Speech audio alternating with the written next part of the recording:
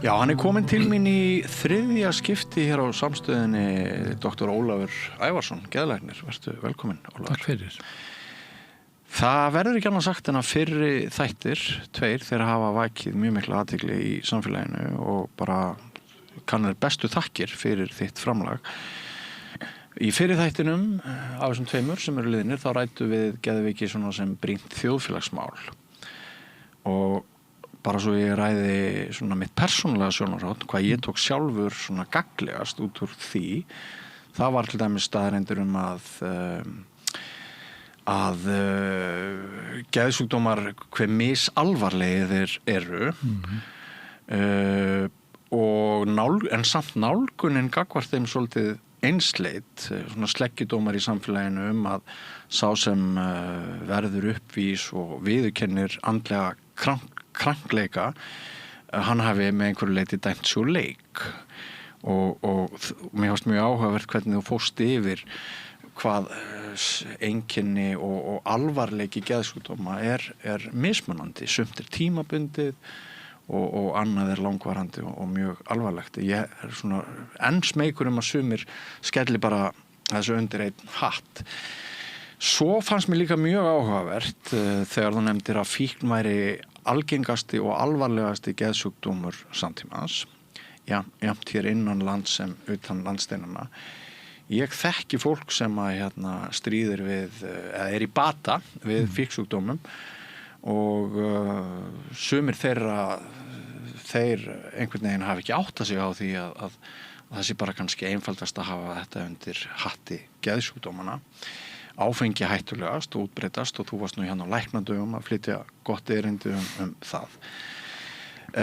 Svo það sem gerðist í síðasta þætti þegar við skiptumst á persónulegum reynslusögum og þú varst örlátur og sagði mér frá þínum krísum og ég sagði þér frá mjög erfiðu tímabili sem ég átti andlega upp úr 20. Ég verð nú að viðurkenna það kom svolítið á mig þegar þú benti mér á hvað ég hafiði verið í mikilli lífshættu þegar ég var veikastur en það segir mér jafnframt hve mikilvægt að við ræðum mál með þeim hætti sem við höfum verið að gera og ég var aumingi, fullur af skömm en þú talaðir hetjudáð. Það var líka mjög áhugavert. Þú nefndir líka að út frá sjónarhóli geðlæknisfræðinnar væri ágætt að vera með mann eins og mig sem að hefði náð viðspyrnu og náð góðu lífi og væri að sinna flóknu og erfiðu starfi og fúnkeraði vel. En samt það þannig að eftir að ég opnaði mig þennan gamla tíma þá hafa sum viðbragðana verið þannig allir með svo samfélagsmiðlum á Facebook ef ég skrifa eitthvað bara sakleysislegt komment þá kemur núna eitthvað sem hafði aldrei verið segir svo geðveiki eins og sé nú ekkert að marka mig. Ég veit ekki hvort þú komum inn á þetta betur síðar. En þema þessa þáttar ofurkraftar mannskepnunnar þegar krísurnar skella á okkur. Og þú ætlar að fara í gegnum það áfram eins og í síðasta þætti hvaða bjargir við höfum í persónuleika okkar til þess að takast á við krísur. Við gefum þá aðeins orðið þar. Já, en takk fyrir þennan inngang og maður getur þá sagt að það líka tenging á milli þáttana í því að ef maður geðveikur þá ekki bara vanlíðan, heldur það líka truflun á þessum ofurkröftum sem við ætlum að fara að tala sem búa í okkur, sem eru þessir mannlegu þættir og sem að bitnar þá á samskiptum og bara getur til vinnu og getur til náms. Já. Þannig að það tengingin og þá erum við kannski að nálgast þetta í dag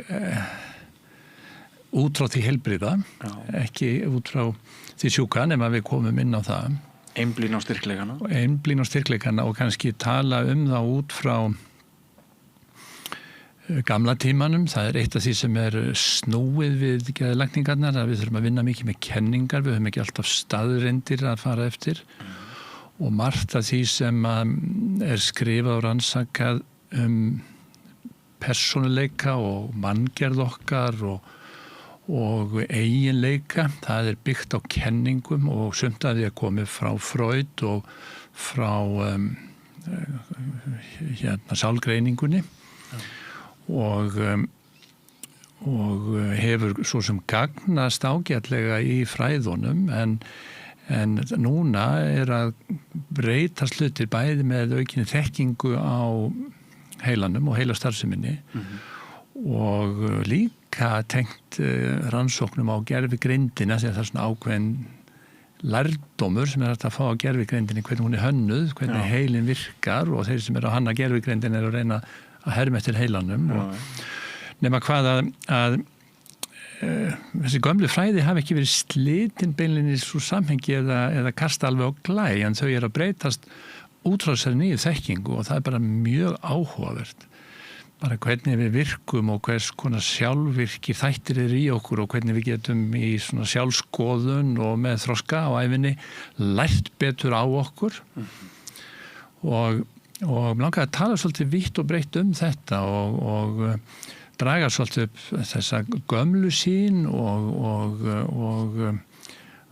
sem fræðin hafa og færa okkur svo aðeins yfir þessa nýrri rannsóknir. Með það þá í huga þeir sem á okkur horfa og hlusta fái tæki í hendurnar. Já og meðvitun það hvað það að vera manneskja og hvaða svona þættir eru í þessu sem við köllum bara leikni eða hæfileikar eða geta og svo hvernig við erum gerð og ég geti svo sem bara byrja umræðuna með því að spurja þig svona ef þú horfir á þitt líf ef að spurningarnar eru tvær Ertu núna komin í stellingar sem geðlæknir? Já, nú geti ég verið komin í stellingarnar og þú ert komin í einhvers konar eflingar meðferð og hefur verið í vandræðum kannski með að taka ákvarðanir eða eitthvað upp á komið í samskiptunum eða einhver neyslusaga að þú ert svona að átta þig á því hver þú ert og þá geti ég spurt hvaða eiginleika hefur þú í þér sem að þú telur að hafi gagnast þér best í lífinu. Já, einmitt. Stórt spurt. Og með þú ert að hugsa þá næsta spurning hvaða eiginleiki hjá þér heldur að hafi skemmt mest fyrir þér í lífinu. Einmitt. Ég skal vera heiðarlega með það að þegar þú baðst mig að finna jákvæða eiginleika þá komu fyrst í hug neikvæðir eiginleikar eins og ég sé þá. Já. En það var mjög auðvelt fyrir mig að svara síðari spurningunni. En ég svona enn að velta fyrir mér. Þannig hefur sjálfsmatu oft áhrif á mann og núna erum við kannski að gera þetta í þannig séð öryggi að það enginn að dæma og maður veltir þessu fyrir sér á þess að hafa áhugir af því að maður sé hvað stæra sem maður reynir að vera raunhæfur og við erum komin á þannig aldur að við getum gert þetta betur heldur en ef við hefum verið tvítvir það hluti af þroskanum og ég held að maður að tala svona þætti að þá getur maður alltaf séð fleiri en eina hlið á því því að þú getur vilja að ég hefði mjög sterka fullvissum að ég væri að gera rétt ef þú værir að kjósa mig fyrir einhvern stjórnmálaflokk en konunni finnst kannski óþægild að búa með mér ef ég vildi ráða öllu þannig að eiginlega kann ég geta nýst á mismunandi hátt en spurningin ef þú lítur tilbaka með þess eiginleika og ég get sagt þér aðeins hvernig ég hef hugsað því að ég náttúrulega stöðu til sjálfskoðana því að nota mig í meðferðinni og eitt sem ég uppgötaði frekar seint að eitt af því sem gagnast mér mest í náminu, starfinu, það þrautseigja. Það akkurat orðið sem ég var að spá í hvort væri skást í mínu eigin færi einnig. Að gefast ekki upp. Og hitt og við skulum tala meira þetta og hugsaðu þig hvernig þú lítur á það. Hitt að ég frekar hugmyndaríkur. Og það nýtist mjög vel í meðferðunum. Af því að þá getur kannski hoppað úr erfiðum aðstæðum og yfir í nýtt. Já, og mér finnst þetta áhugavert líka út frá því að í seinni tíma hefur verið mikið talað gildi hugmyndaauki í stjórnunarstíl og hvað þetta listrana dýrmætt fyrir okkur í bara venjulegum störfum og þá hafa menn verið að tala svona, til dæmis eins og kennslu í listgreinum hvað hún sé dýrmætt. Já. En ég fyrir að vera spenntur að heyra svöriðin, svo skal ég prjóna meira við þetta. Já, takk fyrir að lesa mig aðeins á og meðan ég fekk að hugsa. En þetta var skemmtileg tilviljun, ég segi það dagsatt, að þrautsegja var orðið sem ég var komin með og var hérna. Já. Að sko, ég er búin að vera þessi dýpa sem er alltaf að lenda í einhverjum vandræðum. Alls konar áföllum. Eins og ég fór yfir í síðasta þætti. Já. Þá náttúrulega, eins og þú bentir sjálfur á, þá væri ég bara bæði líkamlega og andlega við dauðanstyr, bara misseri eftir misseri, skömmu eftir útskrift úr framhaldsskóla. Og þegar ég segi líkamlega, þá á ég við mjög alvarleg bílslys sem ég lendi í, hrottalegar líkamsárásir, eins og þegar ég geng út í Vaglaskógi og er að fagna útskrift úr 3. bekk og bara ég nýkomin út úr bílnum og það kemur einhver maður á móti mér og hann bara rífur mig upp og 2 metra maður og lemur enninu í andlitið á mér og ég veit ekki meir og vaknaði einhverjum klukkutími seinna í aðgerð held ég, eða hvort það var að verða undirbúa aðgerð, bara andlitið á mér náttúrulega illa farið og þannig er ég að fagna prólokum í 3. bekk menntaskóla og stundum voru aðstæðurnar sem þannig að ég réð ekkert við það, áföllin bara komu, sumir hefði nú sagt samt, en Bjössi minn, ef það hefði nú verið aðeins reglusamar, ef það hefði ekki verið að fá þér í glas þetta kvöld og gleðjast með glöðum í Vaglaskógi, þá hefði þetta nú kannski ekki komið til, en það er nú svolítið ósanngjarnt held ég að ætla mér ábyrgð á þessu atviki. Og svo eru síðar og þá komum við aftur að seinni spurningunni, hvað hefur kostað mig mest? Það er hvatvísin. Og það eru allt of stórar drastískar ákvarðanir með takmarkaðar upplýsingar á bakvið sig, vendingar í lífinu, þetta getur bæði varðað persónulíf eða atvinnulíf eða annað og þá það er sá hluti sem að ég hef átt í smá vandræðum með að skilja og fyrirgefa vondar stórar ákvarðanir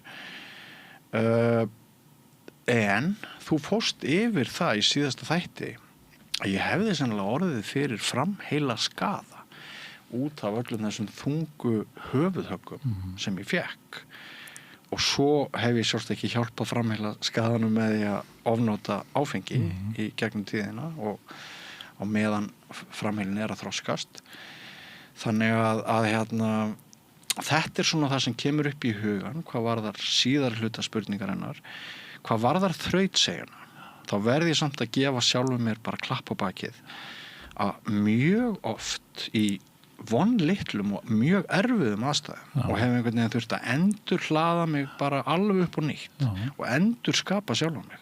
Mér hefur alltaf tekist það og mér finnst mjög vænt það að þú ræðir mikilvægi sköpunarinnar og sköpunarelementisins vegna þess að ég held akkurat að það sé einmitt að mér hefur tekist að beina heilanum á aðra brautir í stað þess að festast í þráhyggju og tapinu og skaðanum sem hefur orðið. Þetta kostar okkur náttúrulega helling, þetta kostar okkur fólk sem við elskum, þetta kostar okkur lifibrauð þegar þannig, þetta getur kostað okkur vinskap, þetta getur kostað okkur sjálfsvæntum þykjuna og friðin í sálinni og þannig að þetta er það sem kemur núna fyrst upp í hug.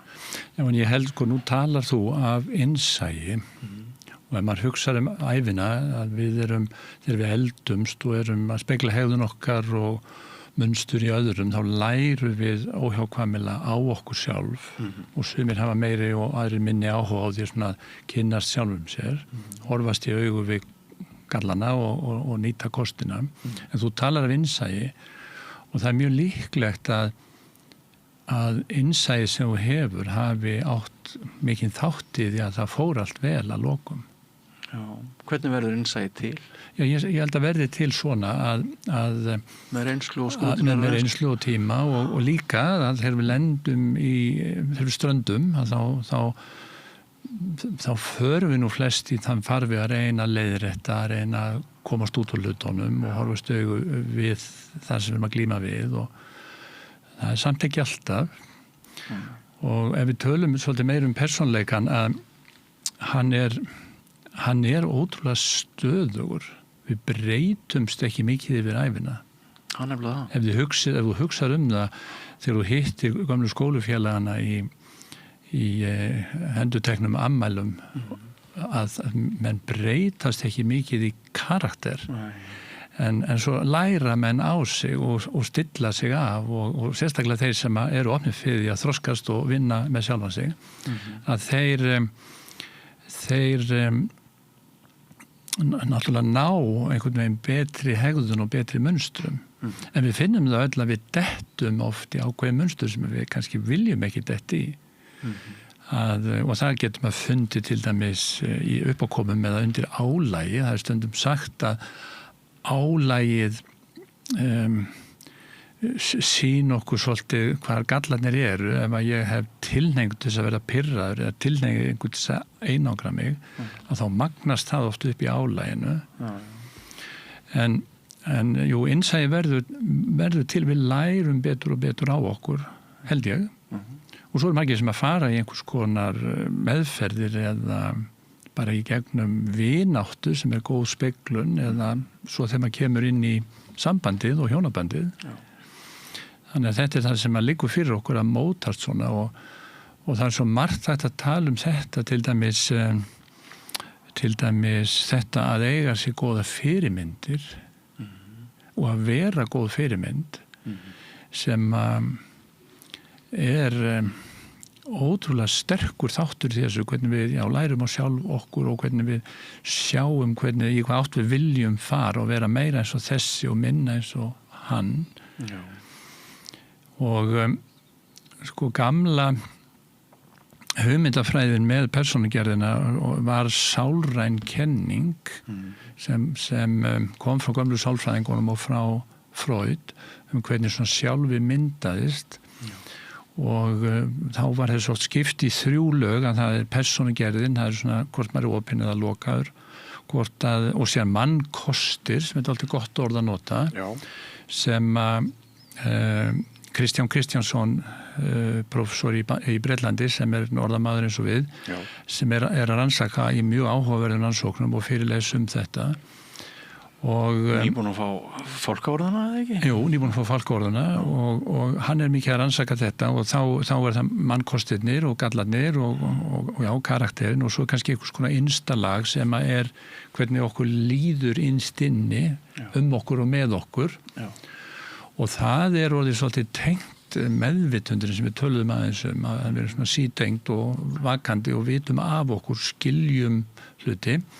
Og svo getum við hlaðið utan á þessa hugmyndafræði að við höfum tilfinningar sem við tölum stundum niður en eru sennilega einn stærsti hlutin af þessu sem við getum kallað ofurkraftar okkar. Að hafa tilfinningar eru ofurkraftar, að fá tilfinningu, bregðast við á tilfinningu, hafa tilfinningu fyrir hvað er rétt og rangt án þess að þurfa að reikna hluti út eða beita mikið til skynsemi. Þetta eru ofurkraftar sem að mannskepnan hefur en ekki aðra dýrategundir sem er alveg ótrúlega merkilegt fyrirbæri.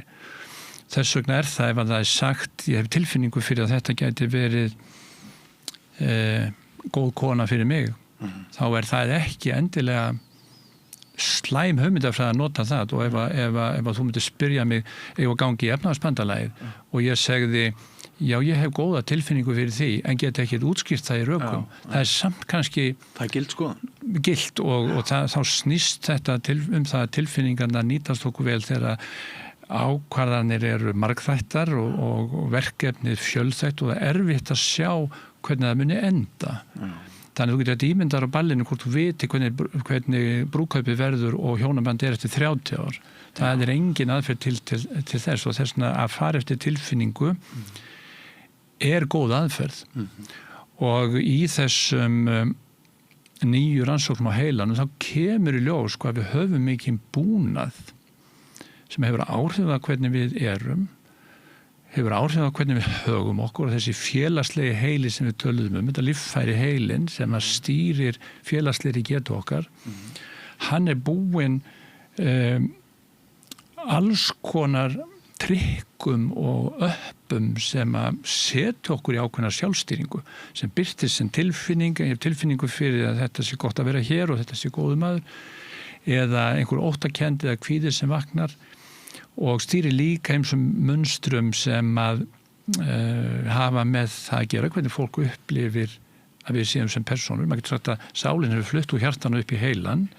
Heilinn stýrir þess öllu og þetta svo merkild að sjá það þegar þessar nýju rannsóknir koma að það ítekið gömlu kenningunum burt. Þetta bara kemur svona önnur nálgun, önnur skýring.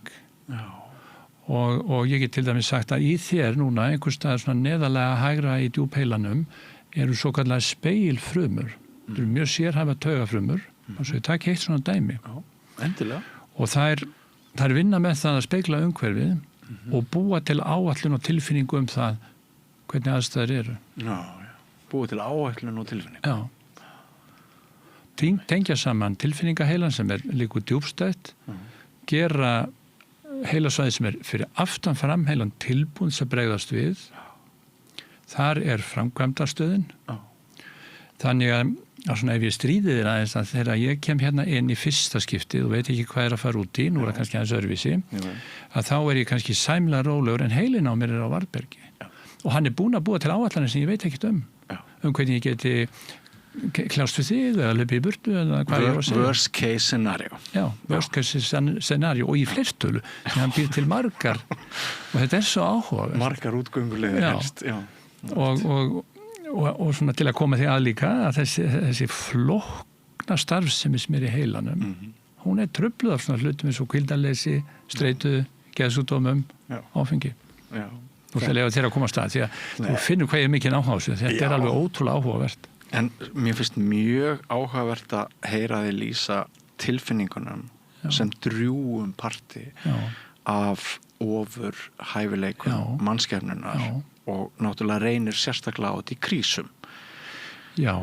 Og sko þá komum við inn á kannski á dettu mér í hug ein sérstæða í mínu lífi umfram marga aðra að ég var í stórum vinahópi frá með menntaskóla árum og við gjörsamlega sögðum hver öðrum allt.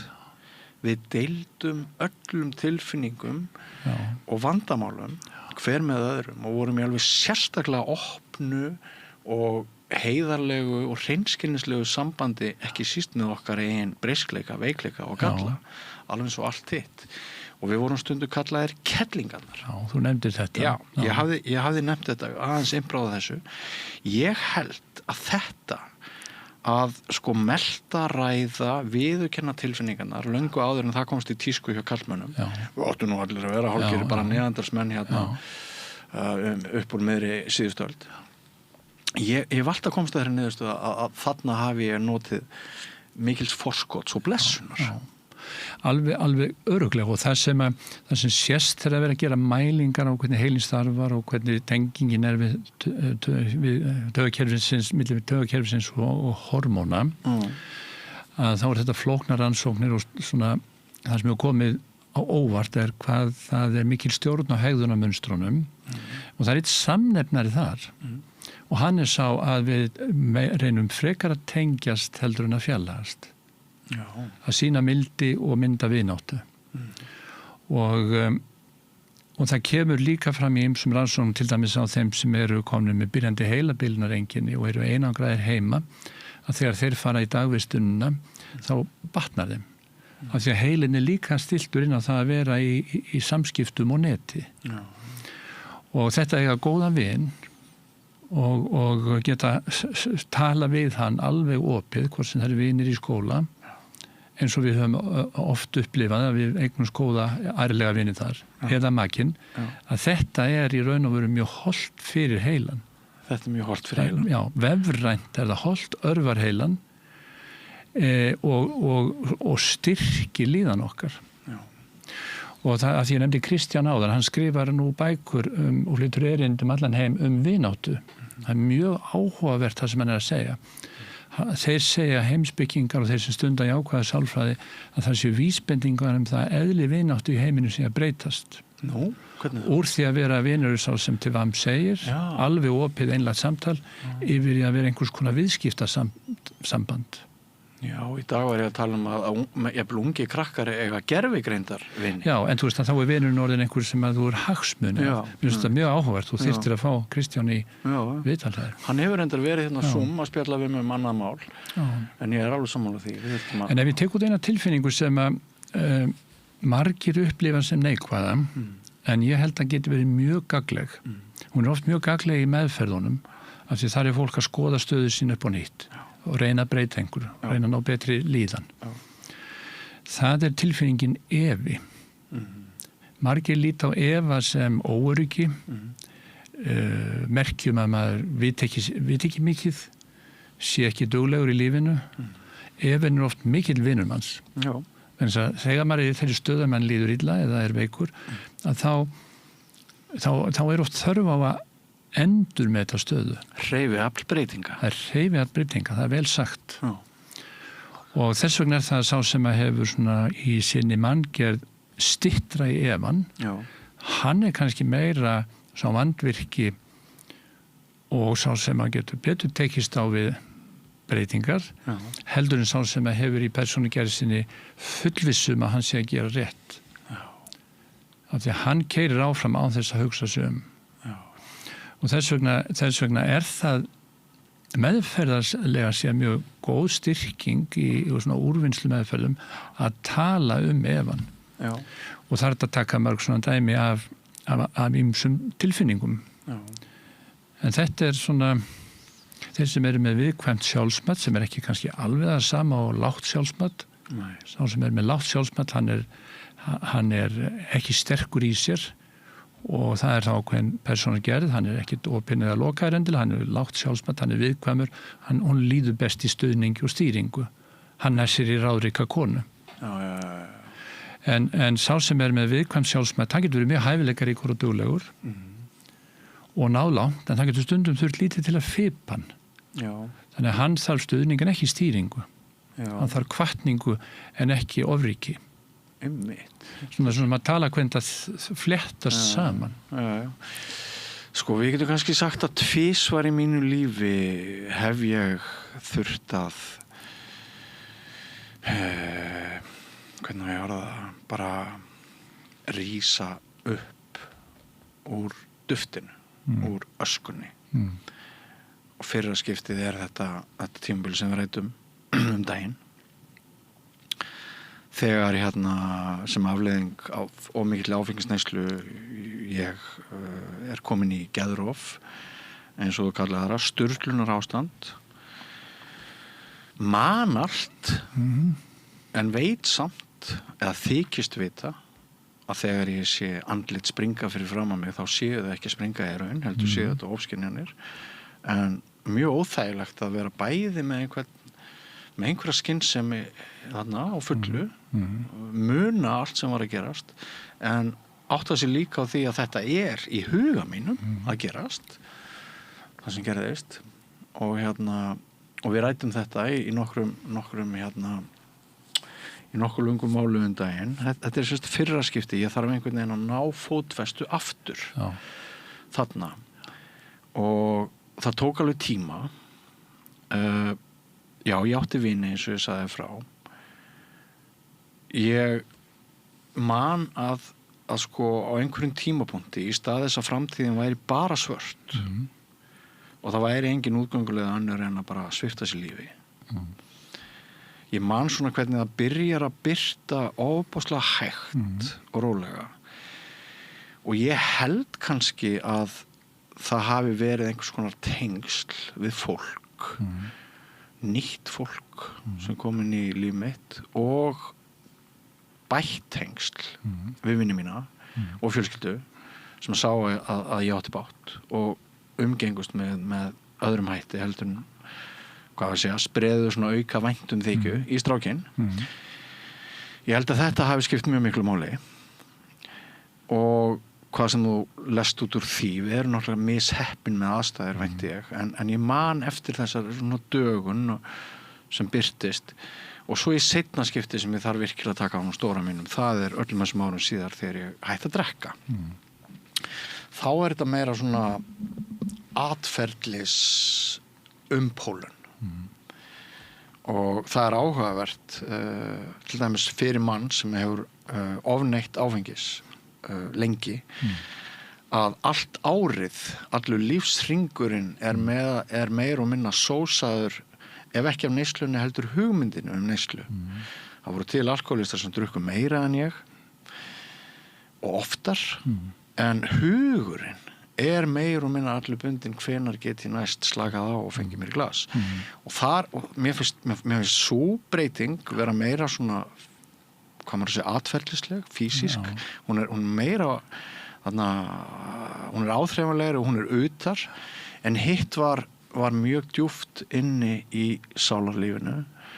Hvað þetta að segja? Já, það alveg örugglega þannig að ef maður heppið með þá sem í kring, að þeir gera meira en bara strjúka okkur með það svo vera góð við okkur, að það hefur áhrif á heilan sem slíkan. Sko ég hef mikið hugsað það og ég veit ekki hvort að það svona efni mikla umræðu, en þetta vera með meðvitund alltaf og hafa löngun til þess að líða vel. Það svo auðvelt að sjá hvernig vímuefnin koma þar inn til þess að annarkvort gefa okkur beina velliðan inn í taugakerfið, fara í vímuna eða slökkva á okkur, þannig að við þurfum ekki að hugsa það sem erfitt. Og það þekkja það allir hvað það merkileg líðan þegar við erum með vinum okkar og það ekkert sérstakt í gangi, það kannski bara kaffibolli við eldhúsborðið og maður finnur þessa slökun og þessa miklu góðu tilfinningu sem felst í tengingunni. Og já, ég þarf að gera smá út úr því það kom mjög merkileg rannsókn frá JAMA sem eitt frægasta læknablaði í heimi að kaffi sé verjandi varðandi Alzheimer. Svo ég komið því nú. Nei, en þú veist hvað að meina, þegar mann líður bara vel í grunninn á þess að það sé nokkuð vímuefni, á þess að það sé nokkuð flókið að framkalla og hvað gerist það? Jú, það gerist innan við fólkið okkar. Og það gerist náttúrulega meira innan þá sem við þekkjum og treystum og slökum vel á með, en það getur líka gerst með einhverjum ókunnum. Og þetta svona tilfinning sem að kannski þarf að fá vægi í nútímanum, það svo mikið áreiti í dag. Á maður nokkuð séns án annarra þegar maður að stíga upp á krísu? Meinur að komast í svona feril eða? Ég meina, ég einn sem ætla að reyna að ná bata eftir alvarlega geðveiki, einn bara á engan vin, aldrei snerting, aldrei umhyggja, aldrei tenging. Hve mikinn séns á minn persónuleiki í þessum aðstæðum? Já, það vitum við öll. Það miklu örðugar. Við þurfum einmitt að fá mildina og hlýjuna og stuðningin og fyrirmyndirnar og sé að aðrir hafi getað þetta á undan. Þannig að fyrir ekki það í skautsinni. Nei, þetta merkilegt og þannig að sko við erum að tala hvernig við erum gerð, hvort við erum opin eða lokuð, við erum að tala hvort við erum með þrautsegju. Hjálpar okkur að vera opin. Við erum að tala svona tilfinningar sem okkur finnst þvælast fyrir okkur en eru samt oftast mikil stuðningur. Og það tilgangur með þeim. En nú sagður eitt sem komir aðeins á aðra slóð, sko. Þeir sem eru lokaðir, þeir hafa ekkert minni tilfinningar. Þeir eru kannski bara ekki að líka þeim. Hvernig geta þeir æft sig? Já, stundum bara það allt í lagi, þeir kannski finna sína leiði til þess að upplifa tilfinningarnar í gegnum tónlist til dæmis eða með því að hlusta á aðra. En ef það stendur fólki fyrir þrefum því að nú finnst mér í sjálfur á nú til blessunar að komast út úr eigin krísu sem ég veit að það hellingur af fólki að hlusta á okkur og horfa á okkur sem fast á einhverjum vondum stað. Já, en ég myndi segja við þá sem eru lokaðir og fá að heyra þessi lokaðir að við vitum sem þekkjum inn á þetta, þeir eru ekki tilfinningarsnauðir, það alls ekki. Þannig að þeir geta þá leita leiða til þess að í traustum aðstæðum prófa að opna sig betur við einhvern góða vin eða einhvern í fjölskyldunni eða einhvern sálfræðinga eða geðlækni og það gengur yfirleitt mjög vel. Og það svo merkilegt þegar maður komin inn í svona samtöl þar sem ríkir öryggi og svona löngun til þess að vinna með hlutina, að þá getur jável bara í einu viðtal eða örfáum viðtalum gerst eitthvað sem við köllum svona fagfólki vá-effektin, að það bara gerist eitthvað sem breytir öllu. Og það er mjög merkilegt. Þannig erum við að tala atrið sem við einbræðir á í fyrsta þætti sem eru hópmeðferðir. Er það ekki? Ekki bara það, sko. Þetta eru einstaklingsmeðferðir. Því að það getur erfitt að þjálfa þá sem ekki eru hrifnir að vera í hópum, þeim líður ekki endilega vel þar. En eitt svona viðtal, það sem allt í hennu kemur svona aukið innsæi, einhver nýr vingill á hlutunum. Oft ganga meðferðirnar út af þetta að geta séð hlutina aðeins öðruvísi og skili sjálfa sig aðeins betur og séð kosti og gallar sína á annan og nýjan og nýtilegri hátt. Ég get sagt þér svona sögu bara til að við lettum þetta aðeins tíma og hvernig þetta getur verið. Að þegar ég fór til Svíþjóðar að vinna þá kunni ég engan sænsku. Ég átti að bera ábyrgð á heilli bráðadeild á geðsjúkrahúsi. Ég kunni alltaf mína dönsku og því er ekkert mikið að hjálpa manni með enskunni, þannig að þetta var nú svona pínu erfitt fyrstu vikurnar. Eftir fyrstu vikuna þá satt ég inn á herbyggi fyrir innan hjúkrunarfræðingana og var að ganga frá svona gögnum og þá heyrði ég búin að vera svo lengi þar, að ég heyrði að það eru búin að gleyma því hjúkrunarkonuna ég væri, þannig að fór að tala um mig. Og hvernig líst ykkur á nýja geðlækni? Og ég sagði, já, nú kemur það, nú verð ég reikinn, sko. Og þá segir yfir hjúkrunarkonan, ég er ánægð með það hvað hann hlustar vel á okkur. Það fannst henni mikilvægur eiginleiki. Hún áttaði sig ekki á því að þá var ég bara að reyna að skilja hvað maður verið að segja við mig. En henni fannst það traustvekjandi hvað ég talaði lítið og hlustaði mikið. Og þetta hjálpaði mér að skilja þetta. En þarna kemur inn á kannski annan kost sem margir hafa og ná að beisla í krísum ekki síst og það er að vera fúsnemandi. Hlusta og líta á lífið allt sem eina risastóra skólagöngu og vera tilbúnir að þróast. Jú, en þetta er líka saga um það að stundum átt að fólk sé ekki á því hvernig okkur líður. Já, þetta er líka saga það. Og hvað er í gangi? Sko, ég er að horfa á, hefur séð Berit betri maður, norsk sería um mann sem að er nettröll og hegða sér alveg hræðilega.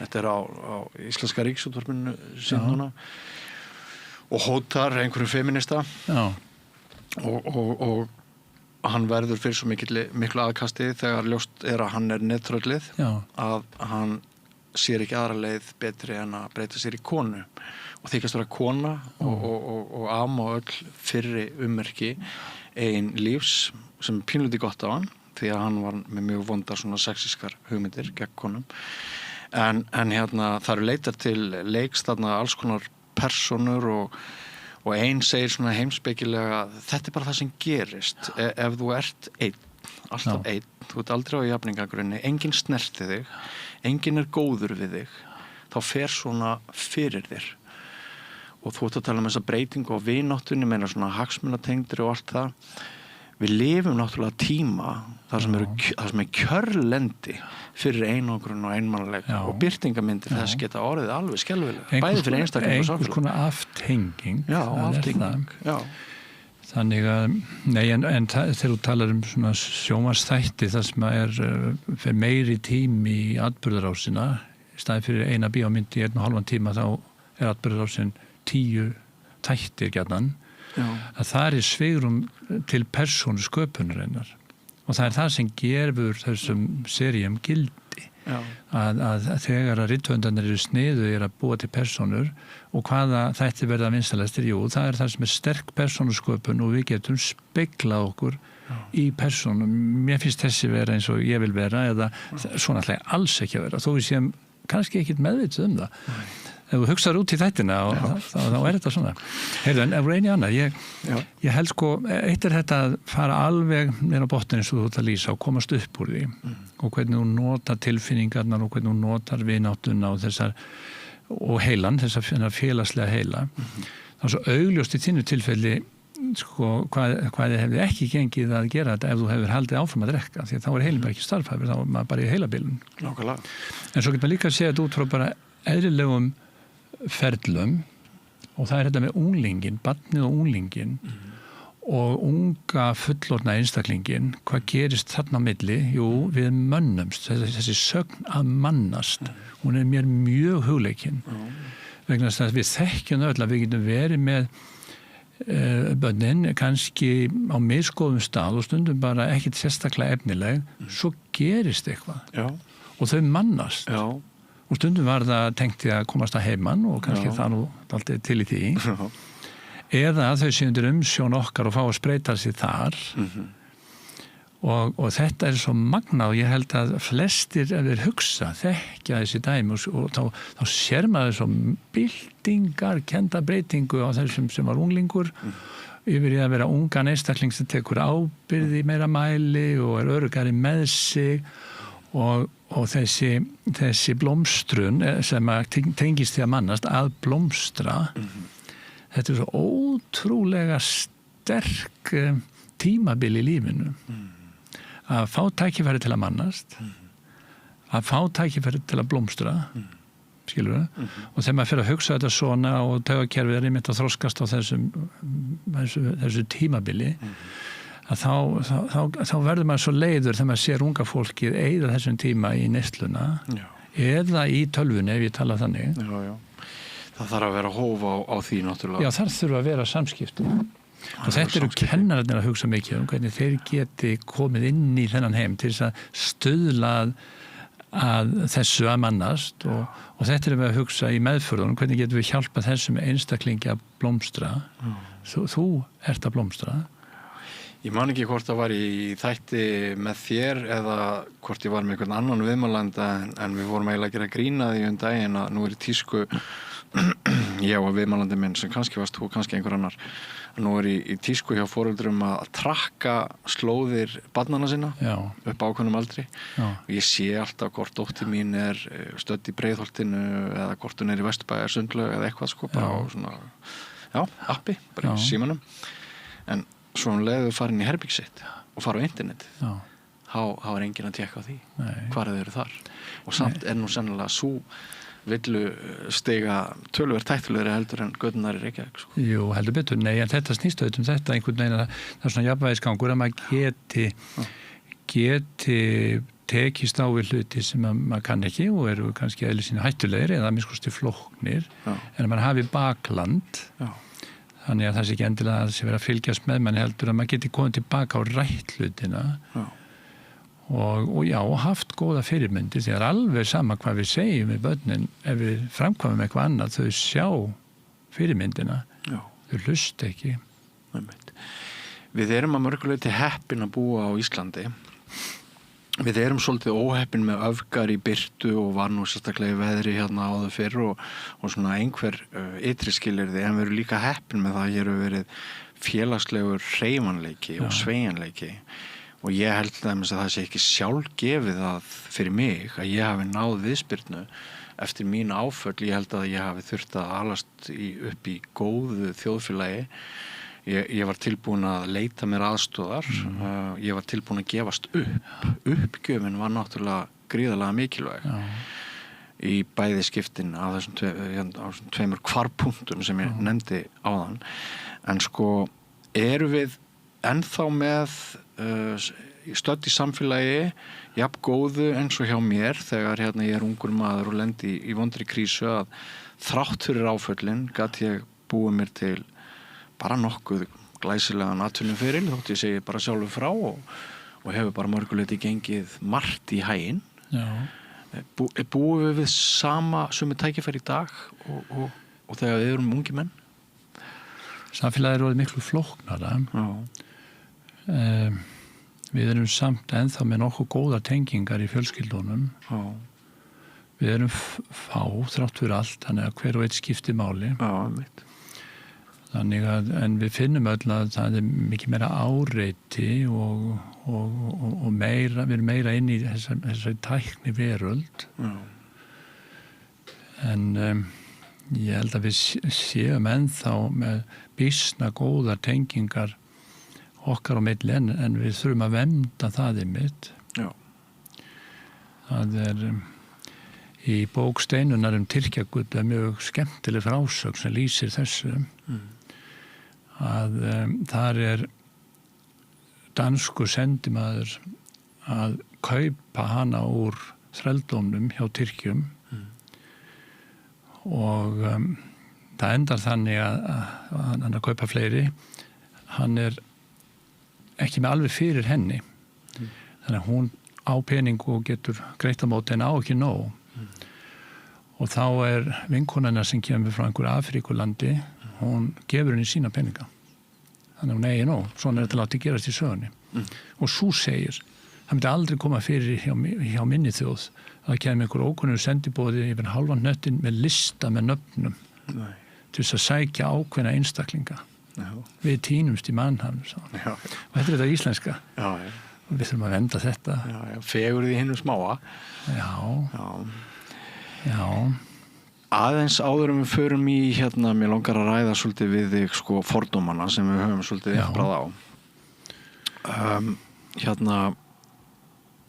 Ég var að spjalla við dóttur mína og konu í gærkvöldi og ég var að segja þeim að stæði til að ég var að fara í upptöku á þessum þætti með þér í dag og við vorum að ræða það best að ég fari bara beint í fordómana af því að þeir eru mér ofalega í huga núna að við vorum að ræða sem sagt svona skítasendingar sem að ég var að segja þeim frá því sem að svona ófræðingar kommentum sem ég hef fengið eftir að við hófum þessa vinnu þótt ég sé engan veginn að væla yfir því ég fengi miklu meiri umbun og miklu meiri hvatningu frá þakklátu fólki heldur sem nefnir þessu og þá benti dóttir mín á að þetta væri svolítið skrítið hún býr reyndar í Noregi núna í Oslo hún sagði að það eins og að það sé svona bara jákvætt viðhorf gagnvart til dæmis kvíða að kvíði ungs fólks það bara mjög jákvæð umræðum það allt í lagi á sitt kvíða kulnun annað sem að margir horfa á bara með skilningi og mildi það bara mjög eðlilegt, það bara erfitt að vera til og svona en svo það kannski aðrir geðsjúkdómar eða önnur geðræn vandamál sem bara mæta allt öðru viðhorfi Var hún með eitthvað sérstætt í huga? Já, við til dæmis geðhvörf þá ertu algjörlega ófyrirsjáanlegur, hættulegur jafnvel, það samband eins hættulega og geðveika og hvernig skýrur þetta? Ég held að umræðan fordómana má gjarnan taka mikið pláss hjá okkur því það í raun og veru það sem við erum að reyna að vinna með í þróttunum og fordómar eru vanþekking eða þekkingarleysi eða skortur og löngun að skilja hlutina og nú ég á því að fordómar hafa breyst og minkað í samfélaginu en þetta svona eins og þú lýsir og ég skal koma inn á það en ég held að það fátt sem við óttumst meira en að missa vitið og sem auðvitað alveg hræðilegt og það bara ekki til neitt hræðilega ég get bara vottað það Nei, og það það og þess vegna einhvern veginn ítum við því frá okkur með gríni og galsa eða neikvæðni eða fordómum og ég hugsa að það séu ákveðna tískur líka þessu sumir myndu segja að sé flottar að hafi verið tíma að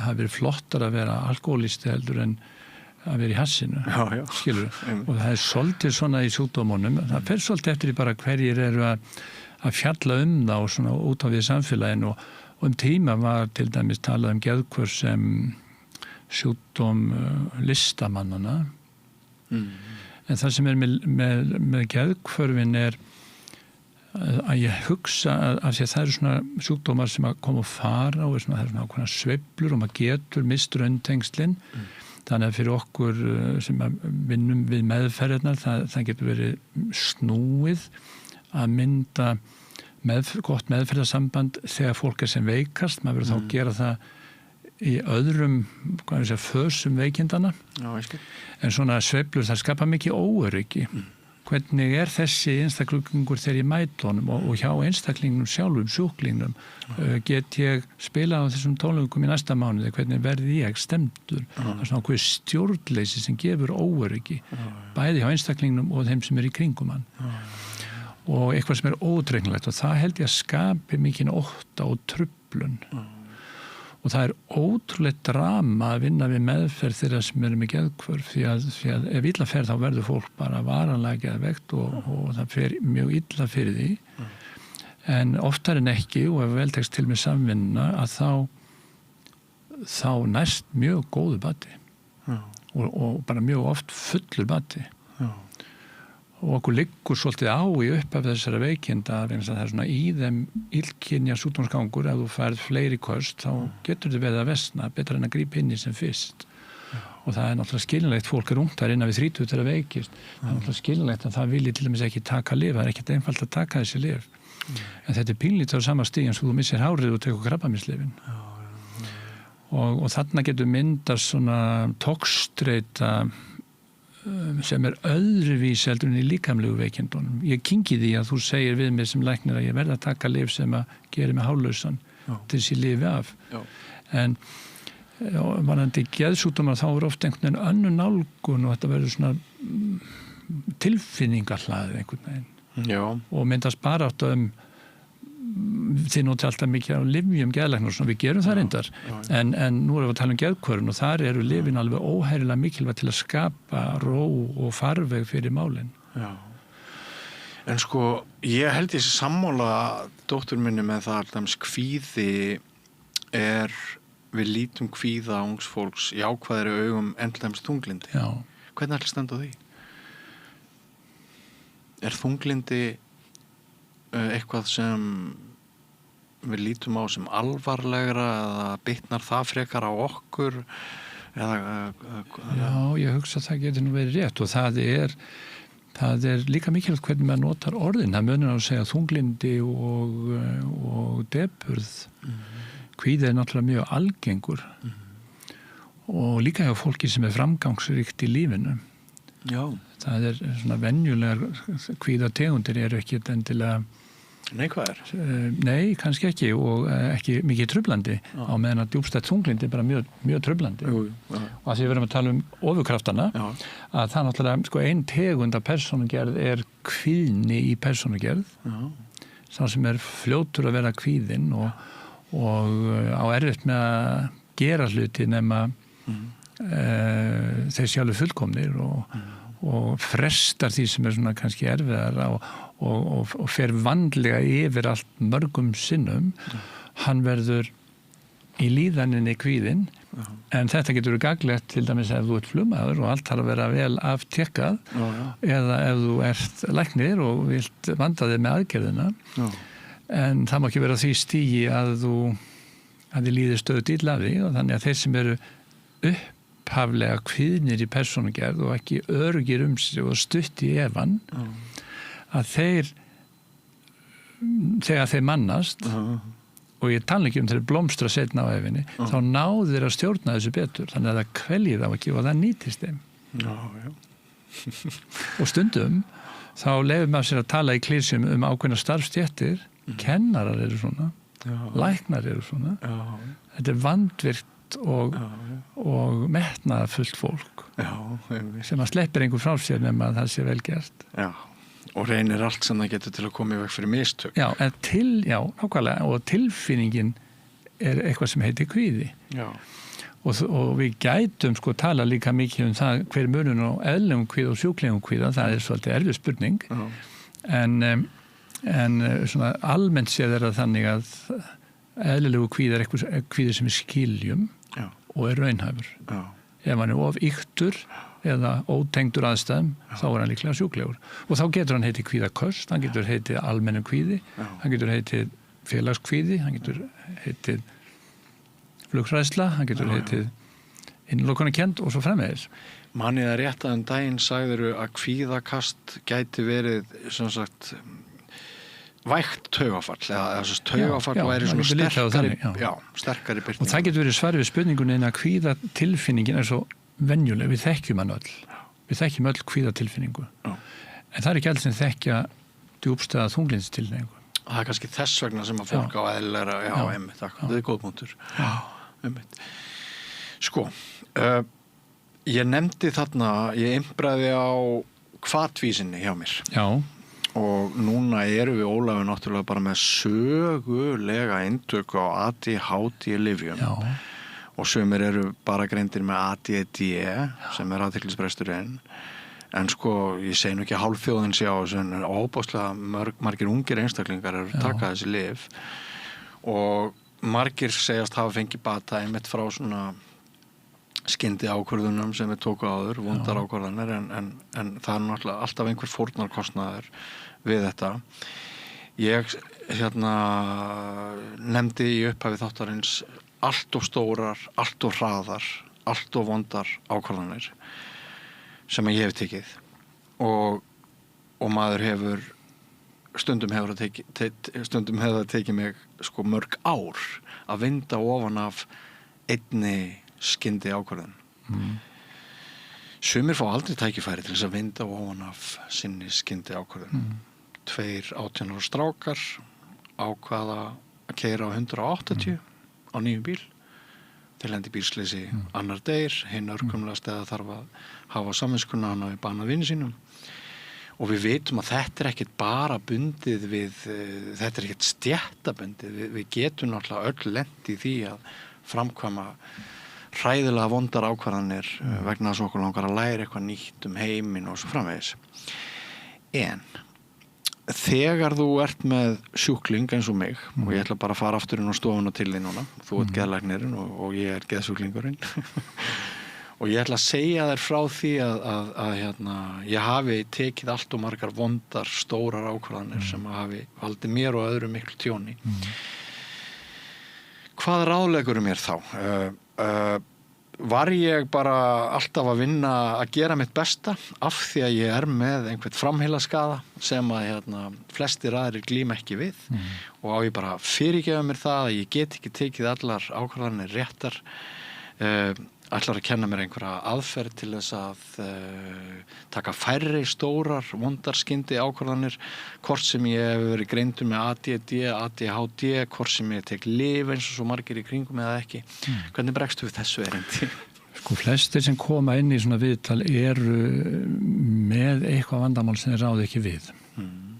Þeir vilja ná meiri árangur í náminu, þeir vilja komast út úr einhverjum munstrum eða þeim bara líður illa í kvíða og depurð. Og það sem ég veit þig, ef ég svona segir aðferðafræði og takmarkanir geðlækningana, ég veit að þú ert með athyglisbrest og ofvirkni. Já, þú bara sér það. Eða það bara kemur í sögunniðinni. Ég sé það ekki, en það kemur í sögunniðinni. En ég get ekki vita það og ég hef enga aðferð til þess að vita hvort þú ert með röskun í hliðarhlutum djúpheilans sem að við köllum ADHD eða ADD. Það er ekki til aðferð til þess. Og vantar tæki þar eða einhverja greiningar aðferð að gera greinamenn. Athyglisbrestur er mjög algengur. Það er eitt af algengustu einkennum streitu eða drykkju. Já. Þú gæti líka verið með, ef við tölum svolítið eins og Freud, gæti líka verið með athyglisbrest í persónugerðinni, bara þannig gerður. En við tölum minna svona núna, af því að við höldum þetta sé með hvernig heilin er gerður. Og ADHD og ADD var kallað áður á enskunni fyrir 2 áratugum síðan minimal brain damage, sem var fráhrindandi nafn. Þá vildi enginn fá meðfyrir því og vildi enginn hafa þá greiningu. Núna erum við með þessar greiningar opnari og fólk hefur ekkert á móti að fá þessar greiningar sem er í raun og veru greiningum alvarlegan geðsjúkdóm og ruglaðan heila. Já, en þeir sem fara á lyfin, þeir eru með athyglisbrest og ofvirkni, en þeir eru ekkert alltaf með ADHD og ADD.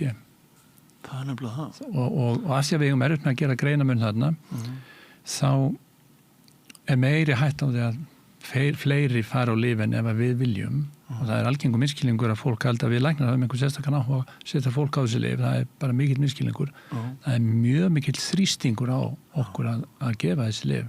Og af hverju? Jú, það einhverju leyti tíska, en það líka eins að fólki líður betur.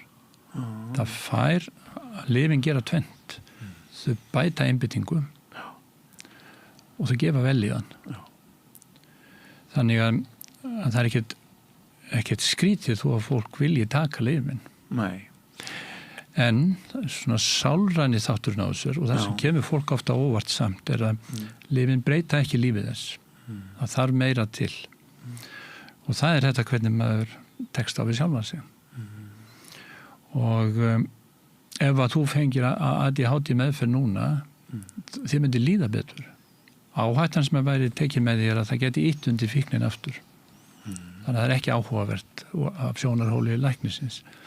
En þú yrðir ekki mikið minna hvatvis. Nei. Yfirleitt er það ekki. Nei. En þú fengir betri einbyttingu og þið líði betur af því að það er velíðun að gjafi efni sjálft. Svo er það eitthvað kostirnir við að vera hvatvis. Já, segðu, það er að vinna í skorpum. Já. Á 300 km hraða þegar allir við hliðina á manni eru bara á 50 og komast ekki hraðan 50. Nei. Þetta er náttúrulega mikil guðskjöf líka. Jú, maður gerir það stundum þegar fólk hefur mikið náða að taka lyfin að bara gera meðferðarsamning það að prófa lyfin í hálftar og sjá hvernig fólki líki það. Já. Til þess að fólk lendi ekki þessar aðstöð þar sé að sækjast eftir einhverju sem það fær ekki og væntingin er að það breytir miklu og þá finnur fólk þegar að prófa lyfin að það breytir ekki eins miklu að bjóst við og það missir eitthvað á móti eins og þú ert að tala um. Já, og hyperfókusin sem sömur í þessum hópi ná. Já. Ég meni, ég get setið, einu sinni fór ég á hótel, ég var að skrifa bók og ég glemdi mér í 32 klukkstundir. Ég skil ekki ennþá að ég þyrfti ekki að fara að pissa, en ég skrifaði 32 klukkstundir og bara, eru liðna 32 klukkstundir. En þetta er nú svona, akkurat svona einkenni, sko. En svo er önnur hlið á þessu sem kemur alltaf mikið inn á það sem við erum að tala um í dag, ef maður er að reyna að breyta munsturum og hugsunarhætti og búa til styrkingu af fólk blómstri. Að það er svolítið fátæklegt út frá svona geðrannu meðferðinni séð. Að við sem að ítöndu það að fólk telji sig ekki geta gert þetta hitt nema að taka töflu við því. Já. Það er svolítið líkt áfengisnotkunni. Er það ekki? Ég get ekki fara út á dansskólu og fá mér einn, skilur. Já. Og það eru sumir þannig að þeir verða svolítið fastir, þá er ég að tala bara um öll lyf, skilur. Að fólk er alltaf að leita eftir skýringunni annar staðar en í sjálfur sér og finna styrkinguna sem kemur í þig og meira tilbúið til þess að leita styrkingun annars þar í einhverjum öðrum eða í einhverju töflu sem er svolítið ófrjótt. Já, það er ófrjótt, mér finnst það. Mér finnst alveg steingelt ef ég á bara að vera hreinskilin. Takk fyrir þau orð. Það er nú það sem er, sko. En við erum að tala líka um þessa ofurkrafta og hvað getur truflað og við getum talað um persónugerð og við getum talað um eiginleika okkar sem við fæðumst með. Sem við gerum, við erum misvel búin genin sem hafa mikla þýðingu og svo þessa hæfileika sem að við kannski fáum líka í erfðir en getur þess að þjálfað og það er mjög dýrmætt líka að geta uppgötvað það. Mér finnst það svo merkilegur fyrirlesari Ken Robinson, hann er breskur aðlaður kennari og hann er mikið að tala um hvernig skólakerfið er ekki nægilega duglegt þá í Bretlandi að lyfta undir þetta listræna og þetta skapandi. Ætli það sé ekki bara eins hér? Já, ég veit það ekki, en þetta væri áhugavert að fá meiri umræðum. Og einn af hans megin punktum er að þetta liggi ekki alltaf á lausu, sé ekki alveg á hreinu, sé ekki alltaf augljóst og kennarar og foreldrar eða vinir, eða við sjálf þurfum svolítið að hafa fyrir því stundum að taka fram þá eiginleika eða þá hæfileika sem við höfum og þroska þá og leyfa þeim að blómstra. Og allir kennarar upplifa þetta, það er einhver nemandi sem að virkar ekkert sérstaklega efnilegur en er það og verður mjög öflugur ef maður fær réttu hvatninguna og stundum stýringu að leita inn í það sem að hendar honum. Já. Og þetta er líka mjög áhugavert út frá því hvað verður okkur í lífinu, inn í hvað við sækjum og hvernig þetta argenga kort sem í okkur er stýrir okkur inn í ákveðin lífsmunstur eða framgang í lífinu. Já, Finnst þið það ekki? Jú, mér finnst það bara heillandi. En hvenar persónuleikanum náð? Hver gömul erum við þegar það liggur svolítið fyrir hver við erum og verðum? Já, það eru sálfræðilega kenningar sem mjög erfitt að sanna, sem eru kenningar það hvað mikilvægt það sem gerist á fyrstu 2 árunum. Við höfum ekkert minni fyrir en eftir 30 ára aldur og lengi býra fyrstu gerð og þetta hefur mikla þýðingu, en það líka það sem fylgir okkur úr móðurkviði. Það þar svona einhvers konar forskrift sem í okkur margt annað en auglit og hár og lit og hæð og þyngd og svo framvegis. Og það eru allir sem eiga fleiri en eitt barn og þeir sem vinna með börn, þeir sjá hvað persónu svona munstrin koma snemma. Já. Svo hann kannski ekki full þroskaður persónuleikin fyrir en við erum komin fram yfir fermingu. Já. Og sumir segja fram yfir 20 og heilin enn að þroskast fram yfir 20. Já. Og þá getum við talað til dæmis bara hvernig við viljum ekki trufla það og hvar við viljum hafa aldursmörk fyrir áfengiskaup, skilur við. Það ekki að fara til það núna, en þannig að persónuleikin hann ekki full þroskað fyrir en við erum orðin á 30 aldri. Þegar þú lendir í þínum krísum, þú hefur nefnt þrautseigju til sögunar. Já. Hvað annað hjálpaði þér? Já, ég hef alltaf verið heppinn að hafa stuðning, en ég held að það hafi líka, ég held að kvíðin í mér hafi hjálpað mér að það gegnum hans sprettu löngun að standa sig. Já. Þannig að ég þekki kvíðan vel.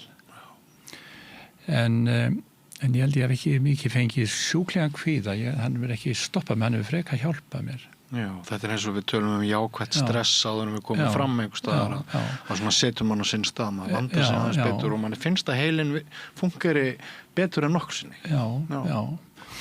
En þetta er áhugavert með hæfileikana, hvernig þarf svona að grafa eftir þeim og hlúa að þeim og hvað tengjast því líka hvernig við erum sem persónur og að því að við höfum báðir áhuga á tónlist að það bæði með íþróttir og tónlist þar sem maður getur fengið að blómstra svolítið á sinni forsind. Það var ekki endilega verið að gera mann einhverju afreksmanni. Það held ég sjálfur gríðarlega þroskandi fyrir ungar manneskjur. En ég ætla að segja aðeins með erfðirnar að það er svona nýjar upplýsingar heilan og erfðirnar að það virðist eftir ákveðin leiðum sem ekki þess að hefðbundu arfgengisleiðir sem við getum erft hegðunarmunstur, hugsunarmunstur, kannski einhver leiti persónleika og við sjáum það svolítið í ættunum hvað fólk líkist hvert öðru. Jafnvel þó að það verið alið upp annar staðar. Hvað þetta er ríkt. Einmitt. Og sumir sálfræðingar líta á hvað við segja, uppeldið sem mótuna tíma, tækifæri til þess að móta hlutina, gera það enn betri. Það er mjög falleg nálgun. En segi bara helming sögunar. Já, þú ert fæddur með eitthvað sem er... Það eru brautir sem við munum fara á þess að við áttum okkur á því að þær séu að landakorti það sé búið að mappa fyrir okkur. Já, en svo sjáum við líka og við heyrum mikið umræðum það í dag að þegar fólk börn eru látin afskiptalaus og fær vont atlæti hvaða truflar og hvaða gefur fólki mikla truflun bara í gegnum lífið. Ólafur, ég veit að það eru margir þeir mjög þakkláttir þegar þú fórst að snúa skömm upp í hetjudaðir í síðasta þætti og það er búið að vera frábært að hafa því í þessum þætti. Við ætlum að halda áfram að gera þætti. Við erum að spá í 3 í viðbót, er það ekki? Já, eitthvað svoleiðis. Ágætt til að einhver fyrir að þreytast. Já, ef að uppljóstra það hvað við ætlum að ræða í næsta þætti, höfum við ákveðið það? Í raun og veru ekki. Það er hvað er svona eftir þínum huga? Það er náttúrulega ýmislegt sem kemur til greina. Já. Við ættum kannski bara eins og við gerðum síðast ég hef með svona smá skoðanakönnun hjá almenningi gegnum samfélagsmiðla. Já, það lýst mér vel á. Það lýst mér mjög vel á. og þetta náttúrulega mjög óhefðbundið form, sérstaklega þegar ég í hlutverki skjólstæðingsins og þú geðlæknir, en hefur þú gaman að þessu? Já, ég hef það. En ég er líka vona og ég trúi því. Þetta sé gagnlegt og þetta er mjög gott ef við getum fengið viðbröð utanfrá. Og ég held að það sé líka mjög gott að tala þennan þátt í þeim anda eins og þú talaðir síðasta þátt. Hvernig við höfum snúið hlutum, að nú erum við að tala persónugerðir og kannski tilfinningar og við fórum kannski ekki mikið út í viðbröð, við nefndum það nú aðeins síðan Svona hlutir sem að við upplifum oft sem einhvers konar hlutir sem að tilfinningarnar hefði helst fyrir að vera laus við eða vont að líða svona en við höfum verið að reyna að snúa því í dag upp í það að þetta sé í raun og veru nauðsynlegir ofurkraftar sem að við höfum gefa okkur þann styrk sem við höfum og við gætum nýtt jafnvel enn betur eða minnstakosti varast að trufla og við getum talað líka meira þessa hluti að fólk hefur áhuga því. Algjörlega. Mikil fegurð í þessu og örlög okkar eru að einhverju leyti í okkar eigin höndum, oft á tíðum, þótt við þurfum að vera tilbúin að leita aðstoðar og fá stuðning, stundum lyf, stundum ekki. Við skulum halda þessu samtali áfram, Ólafur. Ég er þakkláttur fyrir það. Þakka þér fyrir komuna og við sjáumst þá aftur. Já, ég hlakka til. Sömuleiðis og þakka ykkur, kæru hlustendur og áhorfendur fyrir að taka þátt í þessari tilraun okkar hér við Rauðaborðið á Samstöðinni. Ég verð að viðurkenna það fyrir ykkur að í upphafi hvers þáttar þá er ég svolítið óstyrkur, ég veit ekkert hvert þetta samtal leiðir okkur, maður er bæði þáttastjórnandi spyrill og svo líka einhvers konar viðfang. Einhver sagði að ég var að fórna mér í þágu ykkar, það er ekki rétt því að viðbröðin frá okkur hafa verið á einn veg og ég er mjög þakklátur fyrir þau þótt ennþá sé töluveru skafl eftir, myrkur skafl af fordómum, við ætlum að reyna að moka honum burt eða reyna að minnka hann allavega. En nýr kafli hér eftir andartak ekki fyrir langt. Þú ert að hlusta á Samstöðina. Róttækt sjónarhorn á atburði dagsins. Með því að ganga í leigjendasamtökin styður þú baráttu leigjenda. Leigjendasamtökin eru fyrir öll þau sem vilja vinna að réttlæti og öryggi á húsnæðismarkaði. Leigjendasamtökin.is